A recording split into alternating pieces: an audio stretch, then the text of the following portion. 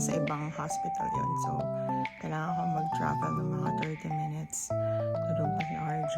So, samahan niyo ako for today's video. I-vlog ko lahat. Okay, late na talaga. Oh my God.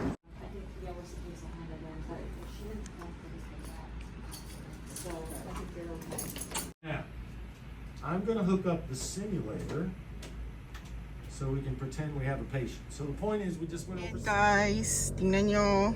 Nandito tayo sa Heart of Baltimore. Nasa Union Memorial tayo para sa training. Ito na ako sa kotse.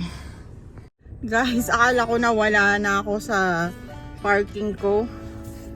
Hindi ko alam kung saan ako nag-exit kanina pagkapasok kasi traffic kanina, sobrang late na ako. So, ngayon, uuwi na ako. And, samahan nyo ako mamaya at ipapa-maintenance natin yung sasakyan namin. So, salamat and keep safe everyone. So guys, bahay na ako. I-share ko lang kung ano yung inattend kong seminar. Hindi na ako talaga nakapag-video kasi sobrang late na ang lola mo. Dumating ako, ang time ng start ng education or seminar na yun is 8 a.m. Tapos dahil sa traffic, dumating na ako ng 8:16. Tapos naligaw-ligaw pa kung paano ko pumunta. Sa ano yun kasi yun sa sister hospital ng facility namin. Kasi isang group of conglomerate na hospital kasi siya. Tapos nag-offer sila ng balloon pump, yung intra-aortic balloon pump seminar or training para sa mga ICU nurses na nag-take care sa mga ganong klaseng machines, especially yung mga patient na kailangan mga cardiogenic shock patient. If you know, you know. So, sobrang detailed. Ang naging lecturer namin is directly from the company at the same time, napakatagal niya ng critical care nurse, cardiac ICU nurse, na nag-handle ng balloon pump. At nagka-conduct din siya ng training. At meron pa rin silang website na you can really look onto. Idalagay ko sa description sa mga interesado. Hindi ko alam kung paano yung pronounce pero getinge.com yon na may free seminar or webinar. Tapos pwede mo yung ma-accumulate mo sa CEU or credit units mo pag license renewal ninyo.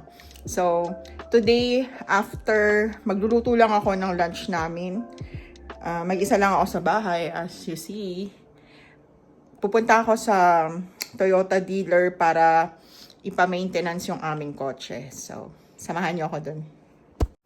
Ayun pa pala guys, hindi ko pala nasabi sa inyo. Pag pupunta kayo dito sa Maryland, especially sa Baltimore, medyo naano lang talaga ako. Hindi kasi ako sanay pumupunta sa city, sa downtown ng Baltimore. Though nandito kami sa Baltimore County, ang layo namin sa Baltimore City, mga 20 to 25 minutes, depende sa traffic. So, nandito kami sa not countryside, sa may suburb ng Baltimore. So, medyo pangit at sketchy talaga ang city. Lalo na yung nakakalito yung mga line niya sa daan. Medyo tricky talaga. So, hindi ako nagda-drive ng walang map. Lagi akong gumagamit ng map. So, nakafocus talaga ako sa pag-follow ng map. If may reroute, good thing na mabilis mag-respond yung map na ginagamit ko, which is sa Apple Maps. Kahit naman sa Google Maps, mabilis din naman. Pero sanay na talaga ako sa Apple Maps. Then, yung mga daan, patsi-patsi talaga. Medyo maingat lang talaga sa pagdadrive. I-follow talagang speed limit. Kasi nalakasan ang mga ticket dito. Hindi man lang kayo mapapahinto ng police or something. Pero for sure, magkakaroon kayo ng mail na nakalagay kung saan yung penalty niyo. So, mag-iingat. Lalo na tayong mga green card holder. Wag na wag tayong magkaroon ng mga ticket fines, sa mga traffic fines. Kasi alam niyo naman yung immigration issues dito, kahit green card holder ka na legally nandito ka sa bansang to sa US, may possibility pa rin na, immigration process na mapauwi talaga. So, be very careful sa ating permanent residency card, yung green card na tinatawag. So, take care guys. Yung price ngayon na Toyota RAV4 Hybrid. Kita nyo ba? Ito pa, mga kotse.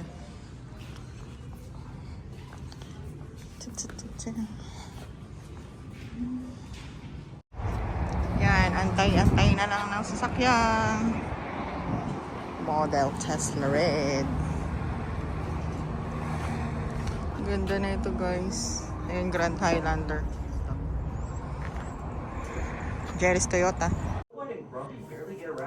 Guys, hindi na ako nakapagtapos ng video sa maintenance ng kotse namin. So, wala akong binayaran kasi last time na nagpa-maintenance kami sa Toyota, sa Jerry's Toyota, nagbayad na kami ng parang, parang package na after 2 years or 5 car wash, or 5 maintenance ng kotse namin, including yung tire rotation, is 300 something dollars siya, 370 ata yun.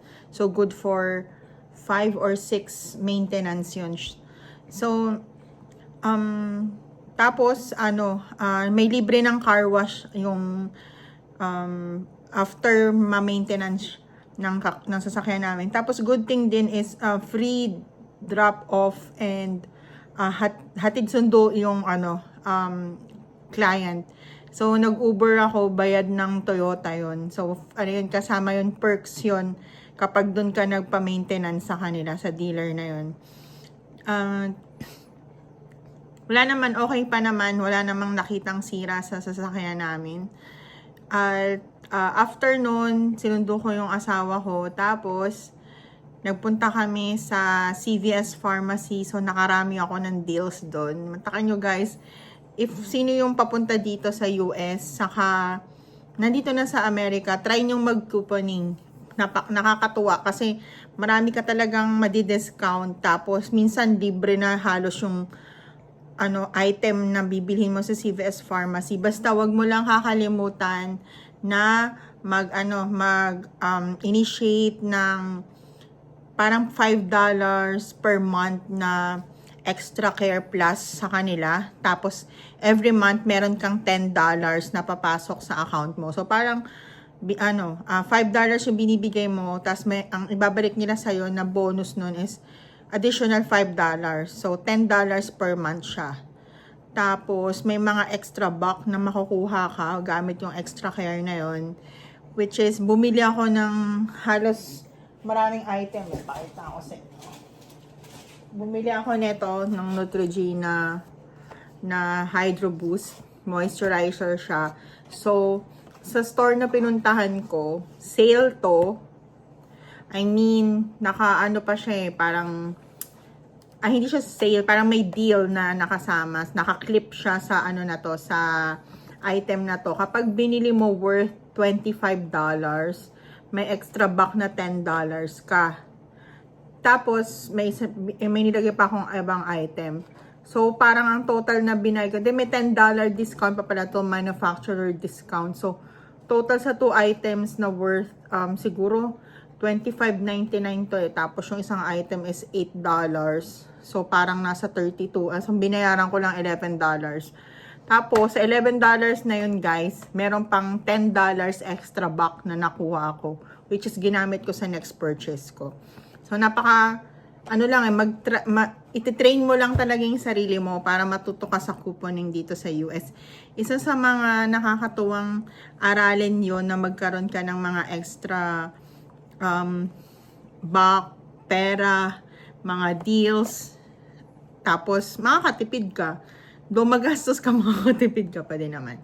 Tapos, after nun, nagpunta kami sa McDo. At pagdating namin doon, deal na naman yung namin. Meron doon na $6 meal deal. So, ang $6 meal deal, may fries, may double cheeseburger, tapos may McNuggets pa, may kasama pa siyang drinks. So, lahat yon $6. Tapos nakakatawa kasi nag-extra order ako ng ice cream. Tapos yung isang employee nila na prepare, akala niya 3 nga yung order namin na ice cream kasi 3 orders na $6 meal yung namin eh. Nakagawa siya ng 2 extra ice cream. Tapos sabi ng manager sa asawa ko, yung employee namin nakapaggawa ng extra 2 ice cream na hot fudge. So, it's your lucky night. Sa'yo na yan. Libre na yon. So, ayun, another deal, another free items pa. So, sige guys. Time na to rest. At shout out sa mga sumusubaybay sa sa channel namin. Thank you sa mga new subscriber. At continue lang po niyo support niyo sa amin. Let's go for 1K na subscriber. At marami pa kaming i-share tungkol sa nursing vlog, life dito sa Amerika, buhay Amerika. At kung ano-ano lang under the sun. Tapos,